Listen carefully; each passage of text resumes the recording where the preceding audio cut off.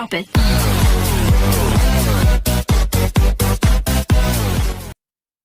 14.2/3% ब्याज की दर से, सॉरी 14.2/7 ब्याज की दर से 3 वर्ष का सीआई, 3 वर्ष का सीआई कितना आया था?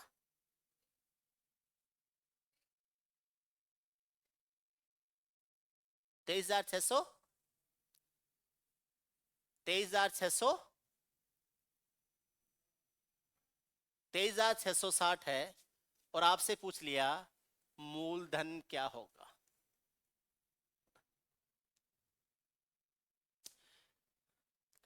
चौदह से ही 2/7% ब्याज की दर से, आप ढंग से एक बार समझ लो, 14 से ही 2/7% ब्याज की दर से 3 वर्ष का सीआई 23,660 है, मूलधन क्या होगा।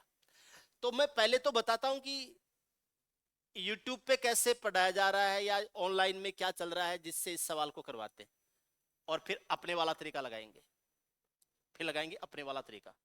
आप कहोगे कि वाह मजा आ गया। 14 से ही 2/7 होता है 1/7। अगर 3 वर्ष का मामला है तो 3 बार 1/7 1/7 1/7 करना पड़ेगा, और 3 बार 1/7 1/7 करते हो तो वह संख्या 3 7 का क्यूब होना चाहिए, ताकि आप 1/7 करो तो पूर्णांक आ जाए, फ्रैक्शन में ना आए। आप समझ रहे हो मेरी बात को? संख्या ऐसी होनी चाहिए जो 7 का 3 बार में जा रहा है तो 7 का क्यूब होना चाहिए, और 7 का क्यूब होता है 343, 7 का क्यूब होता है 343 होता है। आप ये मान लो 343 रुपए मूलधन है। अगर 3 वर्ष का मामला है तो मूलधन को 343 मान लो। ब्याज की दर 1/7 आती है, 3 वर्ष में जाती हो तो 1/7 1/7 1/7 3 बार करना पड़ता है। अगर 3 बार 1/7 1/7 1/7 करोगे, 3 बार अगर आप 1/7 1/7 1/7 करोगे तो इसका मतलब हो जाएगा आपको ऐसी संख्या होनी चाहिए जो 1/7 यानी 7 से 3 बार कटे।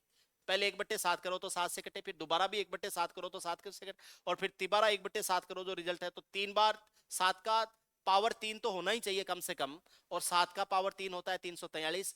आप एक बार मान लो कि मूलधन 343 है, मान लिया। अब यहां से लेते हैं हम पहले साल का, दूसरे साल का और तीसरे साल का। यहां तो ले लेते हैं एसआई और आगे आ जाएगा सीआई। ऐसे 343 का 1/7 करते हैं तो 49 आता है, तो ये 49 आ गया, ये 49 आ गया, ये 49 आ गया। अब हम 49 का 1/7 करते हैं तो 7 आता है, और इस आगे फिर 49 का 1/7 करते हैं तो 7 आता है, इसका 7 आता है, इस 7 का 1 आता है। 49 49 49 147, 7 7 21 और एक कितना 22, 147 प्लस 22 करेंगे तो ये आ जाएगा 169, 169 ही आएगा। 169 का मान है 23,660। आपको ज्ञात करना है 343 का मान क्या होगा, तो 343 के लिए ज्ञात करना है तो 343 को ऊपर रख देंगे, 169 के लिए दिया गया 169 को नीचे रख देंगे, और ये 23,660 हो जाएगा। मुझे अगर 169 का पढ़ा सीधा नहीं आता है तो 13 गुणा 13 169 होता है, 13 का भाग 2 बार दे दूंगा, 13 कम 13 10 बच गया 106, 13 104, 2 बच गया 26, 13 का 2 गुणा 26, और ये कट गया 13 बार। ठीक है, 13 का 4 का 13 का 14 गुणा होता है तो ये आ जाएगा 140, 140 आ जाएगा।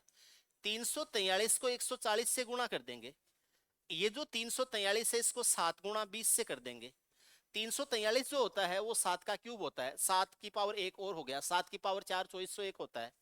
ये जो 2401 है, ये जो 2401 है इसको गुणा करेंगे किससे 20 से, 2400 का दुगुना 4800 और 1 का दुगुना 02 और 1 लगा देंगे 0, 24,020 सॉरी 48,020, 24 का दुगुना 48, 48,020 ये मूलधन आ जाएगा।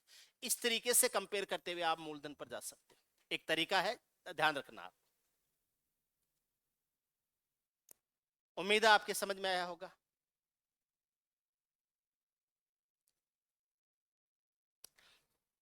कोई भी चैप्टर टफ लग रहा है, उसमें आपको टाइप्स ज्यादा लग रहे हैं, बहुत ज्यादा टाइप के सवाल बनते हुए लग रहे हैं, उसका एक ही तरीका है, सैकड़ों की संख्या में सवाल करो, कम से कम 400-500 सवाल करो, तब जाके वो चैप्टर है वो एकदम आपके सामने खुलने लगता है। जब तक 400-500 सवाल नहीं करोगे तब तक तो उसमें रामलीला ही समझ में नहीं आती है क्या क्या होता है इसमें। 400-500 सवाल होने के बाद